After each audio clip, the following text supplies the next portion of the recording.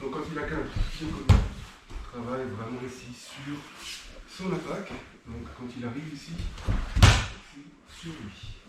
Donc comment est-ce que ça marche? En fait, ici, je bloque son attaque, je laisse passer sur le kill. D'accord?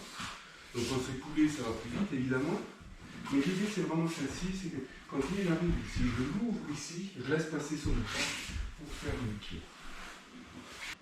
Donc sur l'attaque en fait, soit vous essayez trop de rentrer, donc vous arrêtez l'attaque, soit vous n'adressez pas l'attaque.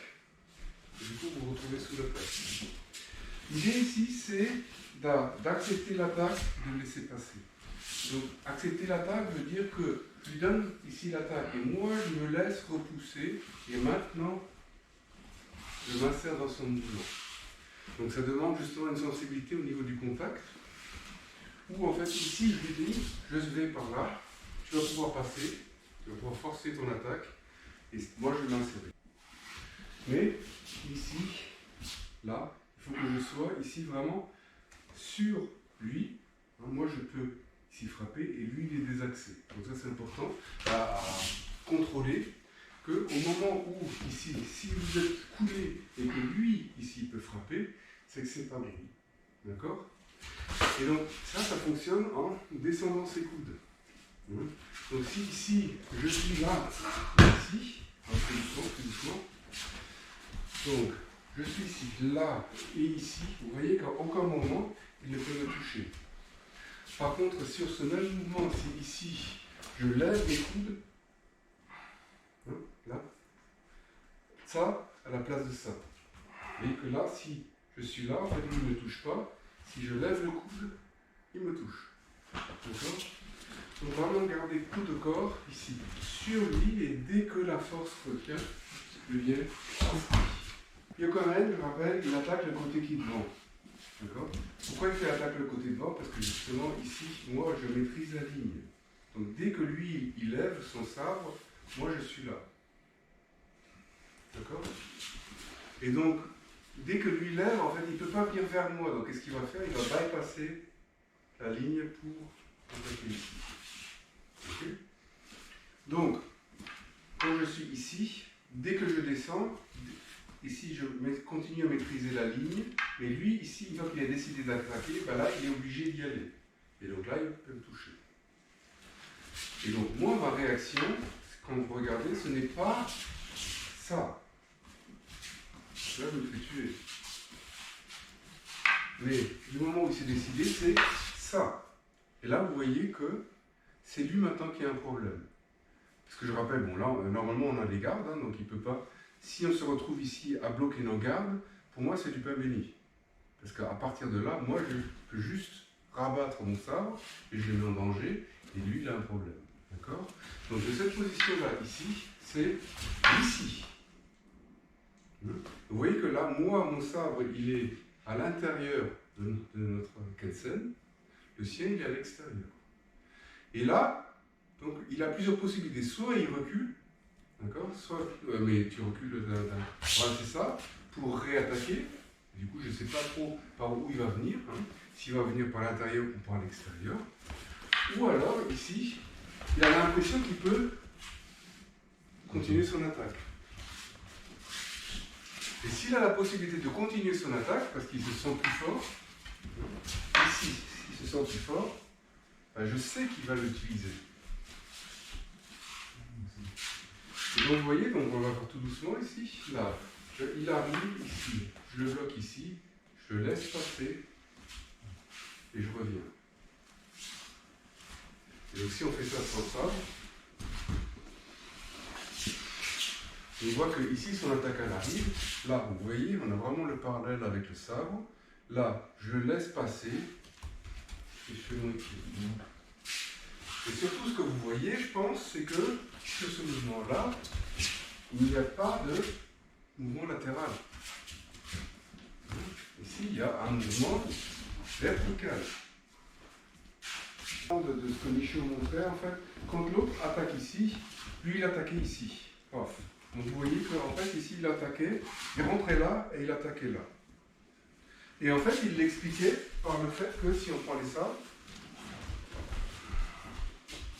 qu'il y avait le parallèle absolu avec ce qu'on faisait au sabre. C'est-à-dire que, ici, oui, on va le faire de l'autre côté du coup, oui. Donc ici, j'arrive là, je coupe ici, d'accord? Mais je suis en retard, donc je monte là. Ok? Donc il y a vraiment une composante en bas, hein, il arrive, donc, voilà, c'est ça. Et vous avez vu, ça fait tout de suite hésiter, beaucoup plus. Et du coup, maintenant, je peux rentrer. D'accord? On a vraiment cette composante, j'ai coupé en bas, et du coup, je vais chercher au-dessus. Donc, on le montre encore une fois maintenant. Donc, ce côté-là, donc, ici. Donc, vraiment, la frappe, en dessous, hein, j'arrive ici, et au-dessus. Et vous voyez que ça change quelque chose chez lui. Non? Donc essayez vraiment de garder ça. Il attaque Yokomen et je rentre ici sur lui.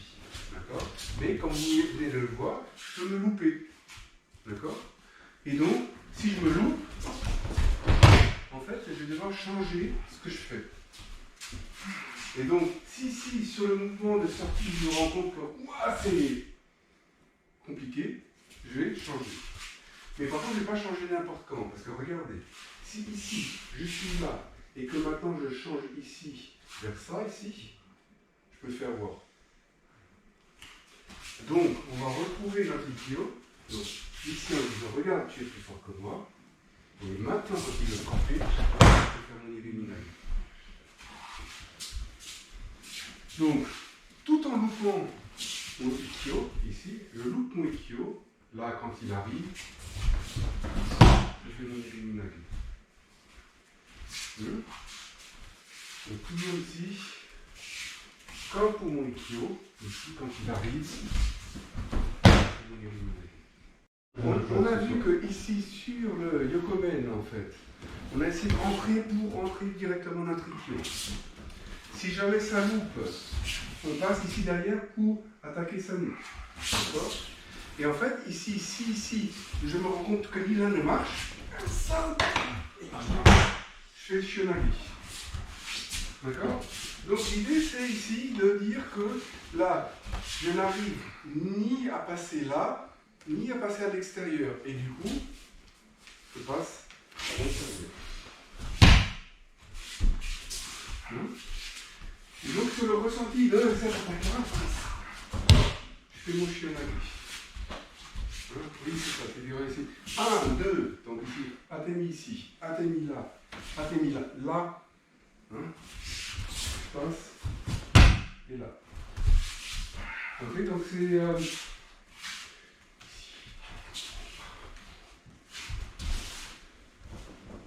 ça marche? Donc Shionagi. Faites attention à ne pas faire de mouvement latéral. La tentation de Shionagi est grande de faire ça. Et là, je me fais défoncer. Le mouvement est vertical. Ok? Variation. Donc là, on a vu que je laisse rentrer à l'intérieur. J'essaie de passer à l'extérieur. J'essaie de rentrer à l'intérieur en contrôlant vraiment au niveau bas. Et donc là, on va rentrer à l'intérieur en contrôlant le niveau haut.